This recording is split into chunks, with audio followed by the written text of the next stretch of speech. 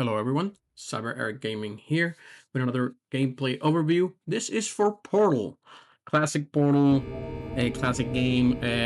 Basically, I was playing this on a plane. I recorded it, I finished it from start to finish, and I wanted to make a video.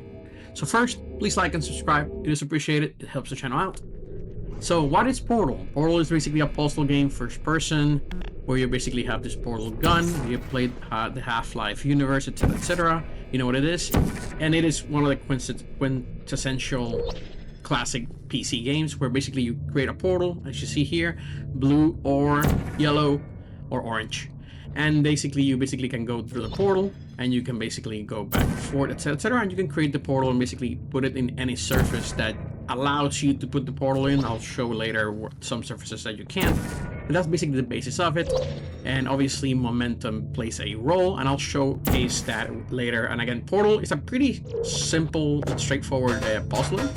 So basically here I am basically grabbing my companion cube, and basically one of the things that you're going to be learning in Portal is basically you're going to have this little cube companion, and you're going to be moving around, and you're going to have to activate these switches to go into the next room. And again, Portal 1, again, I'm not dissecting Portal 2, at least not yet.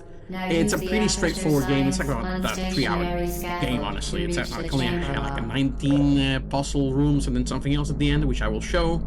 And basically you're going to be running around. For example, here, you see this moving platform. Oh, I want to get up there. I can't jump any higher, but what can I do? I can put the portal down, and then I can basically see the platform come over, and ta-da! You can basically go, and so that's mostly what you're going to be doing in Portal. For example, here, you're going to have this little energy icons, or balls that are moving around. So I basically put a portal in so that basically I can redirect it to the energy that needs it, and now I'm basically can move around and continue with puzzles. Again, pretty straightforward puzzle game. You're not gonna find combat in this game. It's a first-person game, but it's not a first-person shooter.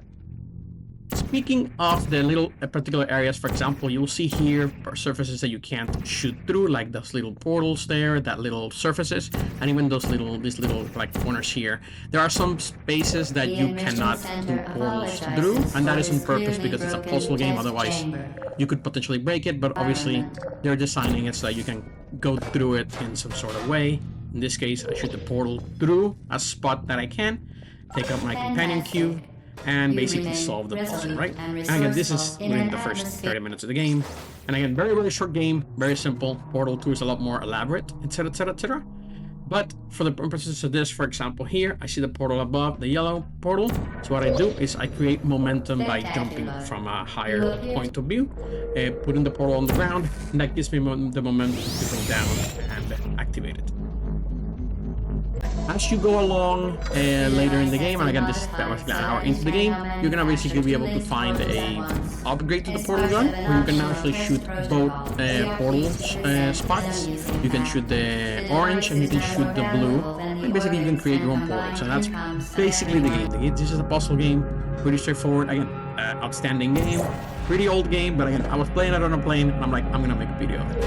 So here I am, for example, showing that you can basically go from the roof all the way down, and etc. Other things you can do, you can also play with some things. There's a free portal. So for example, here I am playing around with this camera from GLaDOS, which is the AI robot that you will hear in the background, and you will see later on in the video. And you can see that basically you can create it so that you can see the item in multiple portals and locations. And for example, things like this were like, oh, I need to do a jumping platforming. I'm like, you know, you don't. If you have portals, you can just transport to the other place. Oh, by the way, you can die. You can die if you jump down in those puzzle, the pit there.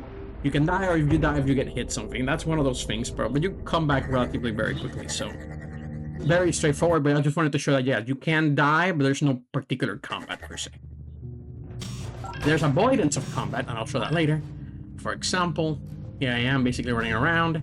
One thing real quick here, as a portal game, you can actually also kind of cheat the game. For example, you can make different puzzles, and you can kind of ram up speed. But again, this is not going to kill you, it's just a cool little mechanic that you can do. And you can also basically see yourself, right? For first-person game, there's no mirrors, but if you do it well, there's the character model. If you ever wanted to take a look at it, feel free to pause. But that's the character model, that's the character that you're playing at. There's no names, it's a pretty straightforward puzzle game.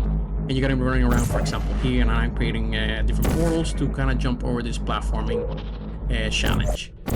Another thing you will see in the game is this little robots or turrets. And these little turrets basically are there to mess with you. And for example, I'm messing here with them because I basically got stuck in an infinite loop. And when you go to all these like challenge rooms, right, and that's part of the game, the game will tell you kind of the things you do. For example, these little turrets will shoot at you if needed, but they're very weak. If you touch them, they will just go down. And once they shoot once, they basically are done. Like they only have a certain amount of bullets. So for example, here I am, and by the way, that will not protect you from them. That's not enough shielding, and they're pretty good at shooting at you. But what you can do is, oh, I'm just gonna go behind him. And there you go. Straightforward, pretty easy. But again, it's a puzzle. If you think about it as a puzzle, if you've never played Portal, please do yourself a favor. Even pause this video if you want, and go play this. But for example, I'm putting the turret here against the wall so that he can't shoot me back. You can also drop crates or other things at the turret. So for example, I dropped that thing in the portal and it came back on his head. And that's kind of the little puzzle thing you're gonna be finding here. For example, here I am putting a portal on top of one of the turrets, and I'm walking over and I am basically dropping the box. You didn't see it, but it happened. Critical error, as you see there. And there's a couple other little things you can find throughout the game. And again, very short, simple game here. Other things you can find is basically little hidden areas in the game, and this is more like the developers just kind of playing around with the lore. There is some lore. If you play Portal 2, you'll get into more of it, but basically you see here the very famous "the cake is a lie" line from the Portal games.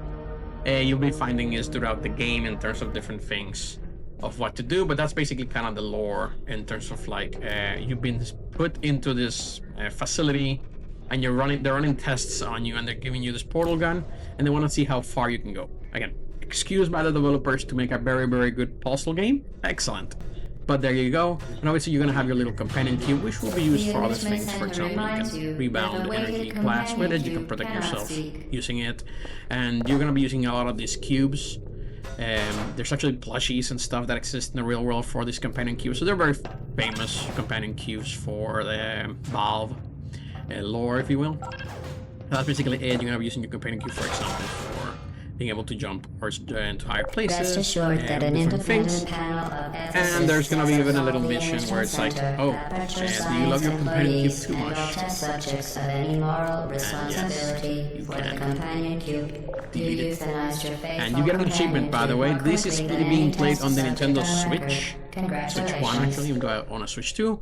There are achievements, by the way. If you play this on an Xbox or PlayStation or Steam, you'll get achievements for those systems. Even on Nintendo, you'll actually get achievements. They have like an internal achievement system for the game. It's not system-wide, but just to let you know. And then you're gonna have some more complex puzzles that you see in the background here. Again, I don't want to show the result to some of the puzzles, but here you go, me dropping one of the turrets. And at the end of it, basically you're gonna be trying to go all the different rooms until you get hate, but as has been promised by you throughout the game. However, and again, minor spoilers, but again, it's a 2-hour title, so I'm gonna go and cover kind of the rest of the game. You're gonna later find out that basically you're gonna have to get out of the facility, and you're basically gonna have these puzzles that are now gonna be more organic, where it's not just like this nice, clean white room. You're gonna have to go through this like industrial complex to figure out where to go and how to find an escape route. For example, here I am trying to find out if I can do like a faster speed so I can go higher up and keep escaping the facility. And that's basically the lore of the game, etc, etc. You're gonna find some office space, you're gonna find some clipboards, etc, etc, where employees are supposed to be. Again, this is like 20-year-old title, I forgot how old it is, but still an outstanding title. And again, I'm showing the full game just so that you can kind of see the full experience of it. Again, if you don't want to see spoilers, feel pause, but this is basically the end of the game.